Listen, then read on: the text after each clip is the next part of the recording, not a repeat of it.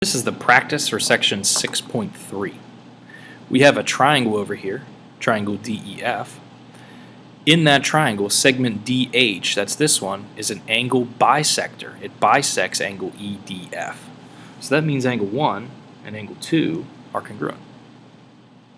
Also, segment FG, that's this one, bisects angle EFD. So these two angles are the same. And notice how I'm using two arcs because they don't have to be the same as these. These ones match and these ones match, but these ones don't have to. They could. Okay, so if the measure of angle 2 is 36 degrees, what would the measure of angle EDF be? Use your finger or your pencil to trace that angle EDF. This is the big angle. If you know half of the little angle, do you know the big angle? Yeah, you're multiplying by 2 here. 36 times 2 is 72. Find the measure of angle 4, that's this little guy over here. If the measure of angle EFD, that's this big angle, use your finger or your pencil to trace it, it's 68. What would half of it be?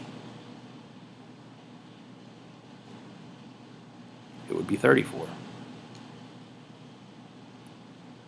What's the measure of angle EDF? That's this angle down here again. If the measure of angle 1 is 27. Well, if this one's 27, then this angle is twice as big. 27 times 2. Number 4. If the measure of angle 4 is 23, what's the measure of angle 3? Well, if that's 23, this guy is 23. That's because it says bisects. When it says bisects, the problem is super easy.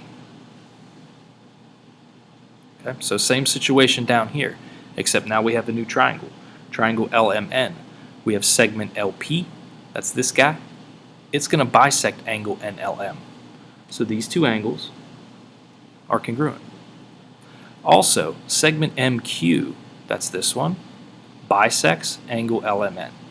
So angle 3 and angle 4, they're congruent also.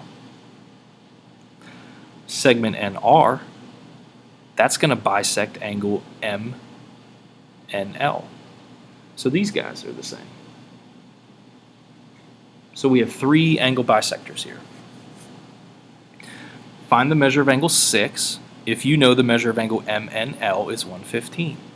Well, angle 6 is half of that, so half of 115 would be 57.5, and that might seem weird because you have a decimal for an angle measure.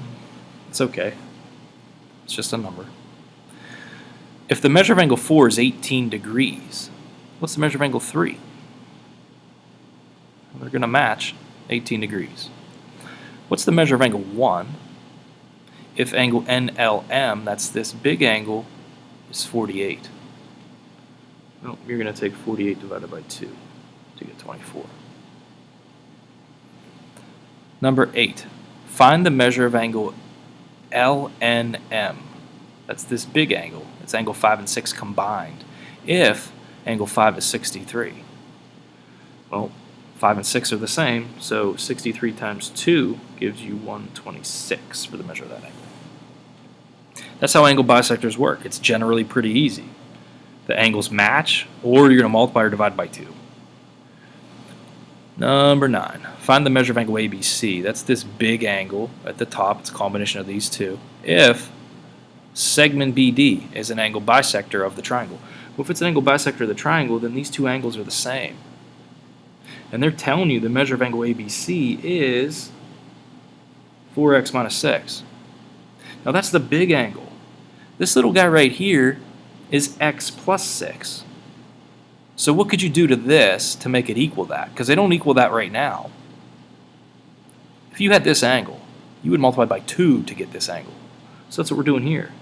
2 times that x plus 6 gives you 4x minus 6. That's the equation that you need. 2x plus 12 equals 4x minus 6. We'll subtract 4x from both sides. We'll subtract 12 from both sides. And then we'll divide by negative 2. X is 9. We're not done. They ask you to find the measure of angle ABC. X is the mystery number. X plus 6, that gives you 15 degrees for this little angle. So this other little angle is 15 degrees. So this big angle ABC is 30 degrees.